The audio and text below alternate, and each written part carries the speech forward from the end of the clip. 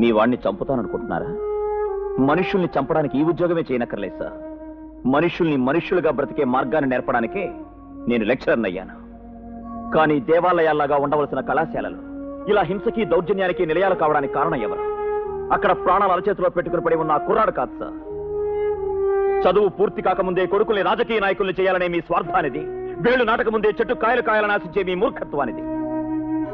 సంస్కారాన్ని పెంచాల్సిన తల్లిదండ్రులు కళాశాలల్ని హింసా నిలయాలుగా, యువతరాన్ని తమ ప్రయోజనాలకు ఆయుధాలుగా చేసుకుంటుంటే ఇక్కడ తయారయ్యేది పవిత్రమైన విద్యను అభ్యసించే విద్యార్థి కాదండి, దారుణ మారణ హోమాన్ని ఆటవిడుపుగా అలవాటు చేసుకున్న వింత పశువు. That is what he is. నేను అతన్ని చంపాలనుకోలేదు. నాకు అతని మీద పగలేదు, కోపం లేదు. జాలుంది, సానుభూతి ఉంది. అతని జీవితాన్ని బాగు చేయాల్సిన కన్న తల్లిదండ్రులు, అధ్యాపకులు అతన్ని తప్పుత్రోవ పట్టిస్తున్నారు. అతని జీవితాన్ని జీవనయోగ్యం చేయాలనుకున్న నాలాంటి వాళ్ళని శత్రువులుగా మారుస్తున్నారు. ఆ రోజు మీ అబ్బాయి గురించి మిమ్మల్ని హెచ్చరించడానికి వచ్చినప్పుడు మీరేమన్నారు? నువ్వేమైనా దేవుడువా అని. Yes, I wish I'm a god. I wish I'm a god to make these boys into sensible human beings. నేనే దేవుణ్ణైతే మనుషుల్ని సృష్టించే బాధ్యతే కాకుండా మనుషులుగా పుట్టించే బాధ్యత, మనుషులకు కొడుకులుగా పుట్టించే బాధ్యత కూడా తీసుకోవాలనుంది. మీ కుచిత రాజకీయ చదరంగానికి ఆ యువతరాన్ని పావుల్ని చేయకండి. తల్లిని, గురువును గౌరవించే తరమే ఈ దేశాన్ని ఉద్ధరిస్తుంది. కనీసం తమని తాము ఉద్ధరించుకుంటుంది. పొట్టకూటిగా ముడిపోయే ప్రిన్సిపాళ్ల నుంచి, అవసరానికి తలవంచే ఉపాధ్యాయుల నుంచి, చదువును వ్యాపారంగా మార్చిన బూర్జువాల నుంచి విద్యని కాపాడండి, విద్యార్థిని కాపాడండి. నా స్నేహితుల్లాగా, తమ్ముళ్లలాగా గుండెకు హత్తుకోవాల్సిన యువతరం మీద కత్తి దూసే దురదృష్టం నుంచి నాలాంటి ఉపాధ్యాయుల్ని కాపాడండి. I'm sorry sir. లెక్చరర్గా చేయకూడని పనులు చేశాను, చెప్పకూడని విషయాలు చాలా చెప్పాను. అందుకే నేను ఇక్కడి నుంచి రాజీనామా చేసి వెళ్ళిపోయాక భవిష్యత్తులోనైనా ఈ వ్యవస్థకు మంచి రోజులు రావాలని నా ఆవేదన, నా ఆశయం. వస్తాను సార్. ఆగండి మాస్టారు, మీరు వెళ్ళటానికి వీల్లేదు.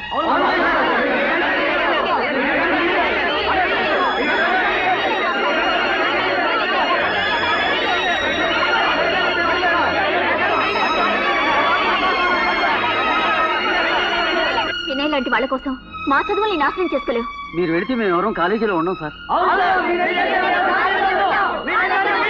మిస్టర్ విద్యాసాగర్, ఇంతమందిని బాధ పెట్టి మీరు కాలేజీ నుంచి వెళ్ళిపోతారా? మీ కృషి వెనుక ఇన్ని మంచి హృదయాలున్నాయి. వీళ్ళ కోసమైనా వెళ్ళకండి please.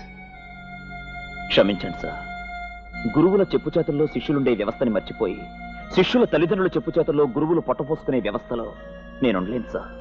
I'm sorry. Mister Vidyasagar, పిల్లల అభివృద్ధికి చదువు కావాలి, కానీ నాలాంటి తండ్రులకి పిల్లల్ని ఎలా పెంచితే అభివృద్ధి వస్తుందో నేర్పే చదువు కావాలి. కాలేజీ ప్రెసిడెంట్గా కాదు, ఓ నిస్సహాయుడైన తండ్రిగా మిమ్మల్ని అర్థిస్తున్నా. Please don't. I beg you.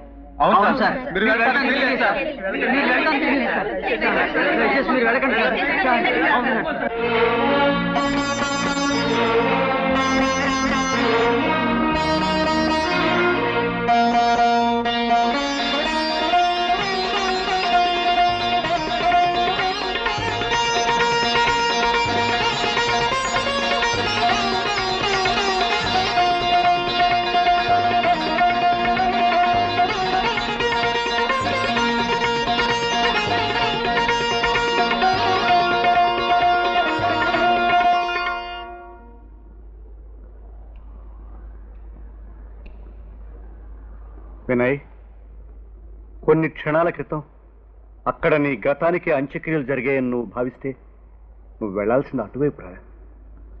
జీవితంలో కొత్త అధ్యాయం ప్రారంభించమని హెచ్చరించే ఆ విద్యాసాగర్ లాంటి గురువు లభించడం చాలా అరుదురా. You are very lucky. మనిషికి అవసరమైన సభ్యత, సంస్కారం నేర్పే ఆ దేవాలయం వైపే నడుస్తావు. స్వార్థం, అహంకారంతో మురిక్కూపాలైన మా మార్గాన్ని అనుసరిస్తావు. నువ్వే తేల్చుకోవాలరా, నువ్వే తేల్చుకో.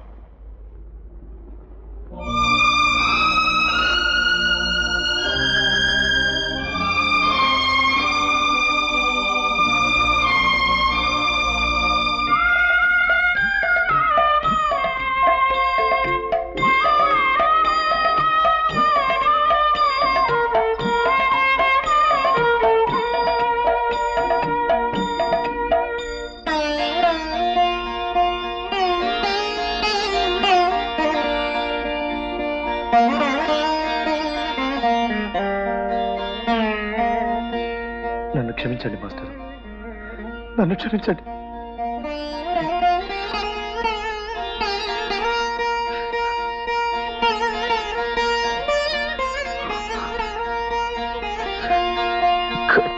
గురు బ్రహ్మా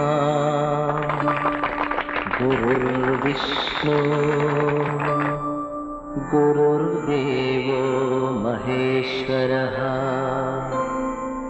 గురు సాక్షాత్ పరబ్రహ్మ తస్మై శ్రీ గురవే నమః.